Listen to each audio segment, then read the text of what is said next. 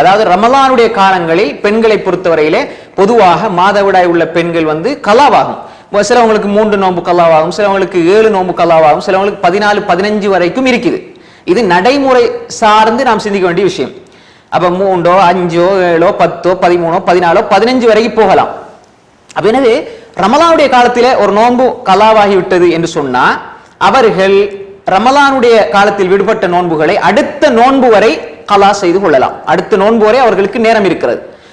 ஏன் என்று சொன்னால் ஆயிஷா ரலியல்லாஹு அன்ஹா அறிவிப்பு தெளிவாக வருகிறது. சஹீஹான ரிவாயத், ஆயிஷா ரலியல்லாஹு அன்ஹா ரிவாயத், சஹீஹ் முஸ்லிம்ல வரக்கூடிய ரிவாயத். அதாவது ஆயிஷா ரலியல்லாஹு அன்ஹா அவர்களுக்கு கலாவான நோன்புகளை ஷாபான்ல தான் பிடிப்பாங்க. அது அவங்களே சொல்றாங்க. அப்பவே ஷாபான் வரைக்கும் அவர்கள் என்ன செய்திருக்கிறார்கள்? கலா நோன்பை பிற்படுத்தி இருக்கிறார்கள். எனவே நாம் அடுத்த நோன்பு வரை நமக்கு அவகாசம் இருக்கிறது என்பதை நாம் ஒரு விஷயமா புரிந்து கொள்ள வேண்டும். இரண்டாவது, முடியுமான அளவு நாம் அதை முற்படுத்தி செய்து கொள்வது மிக ஏற்றமானது என்பதை நாம் புரிந்து கொள்ள வேண்டும். உதாரணமாக ஒரு நாள் ஆரோக்கியமாக இருக்கிறாங்கன்னா ரமலான் முடிஞ்சு ஷவ்வால்ல என்ன செய்யலாம்? கலாவை முடிச்சிடலாம், பிரச்சனை இல்லை.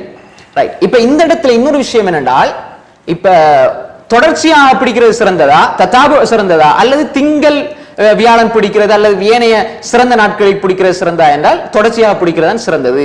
அதே நேரம் இன்னொரு விஷயம் வரும். இதே சட்டத்துக்கு ஒரு கலாவான நோன்பு, ரமலானுடைய நோன்பு கலாவாக இருக்கிற ஒரு பெண் ஷவ்வாலுடைய 6 நோன்பு பிடிக்கலாமா? 6 நோன்பு பிடிச்சு போட்டு கலா பிடிக்கலாமா என்று சொன்னால் ஒரு சில அறிஞர்கள் இல்லை, கலாவைத்தான் முற்படுத்த வேண்டும் என்று சொல்கிறார்கள்.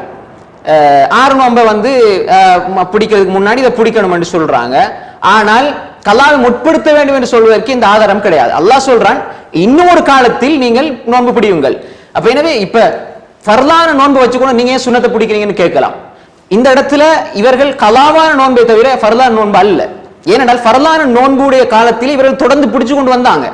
ஆனால் இவர்களாக விடவில்லை, இவர்களுக்கென்று இயற்கையாக உள்ள காரணத்தினால் தான் விட்டார்கள். அப்ப எனவே ஹதீஸ் என்ன சொல்லுது என்று சொன்னால், ஒரு மனிதன் இதா மரிதல் அப்து அவு சாஃபர குத்திப லஹு மினல் அஜ்ர் மகான யஅமலுஹு வஹுவ ஸஹீஹுன் முகீம். அதாவது ஒரு மனிதன் பிரயாணியாகி விட்டார் அல்லது நோயாளியாகி விட்டார் என்று சொன்னால் அவர் ஆரம்பத்தில் என்ன அமல் செஞ்சு கொண்டிருந்தாரோ அந்த அமலுடைய நன்மை அவருக்கு எழுதப்பட்டு விடும். எனவே மாதவிடாயினால தொடர்ந்து நோன்பு பிடிச்சு கடைசியில் 7 நோன்பு விட்ட பெண்களுக்கு நன்மை எழுதப்பட்டு விட்டது. ஆனால் அந்த நோன்பை விட்டதுக்காக வேண்டி அவர்கள் கலா செய்கிறார்கள் என்ற ஹதீஸ் தெளிவாக வருது. இன்னும் ஒரு விஷயம் என்னன்னு சொன்னால், இப்ப உதாரணமாக ஒரு பெண்ணுக்கு ஒரு 14 நாள் மாதவிடாய் வருது. 14 நாள் கலாவ ஷவ்வால்ல செஞ்சு முடிய அடுத்த மாதவிடாய் வந்துடும். அப்ப ஆயுள் முழுக்க இந்த 6 நோன்புடைய பாக்கியம் இல்லாம போய்விடும். எனவே மார்க்கம் இப்படி ஒரு விஷயத்தை சொல்லாது. இதுக்கு நாம் புத்தியை பயன்படுத்தவில்லை. ஆயிஷா ரலியல்லாஹு அன்ஹா அரஃபாவுடைய நோன்பு விட்டிருப்பாங்களா?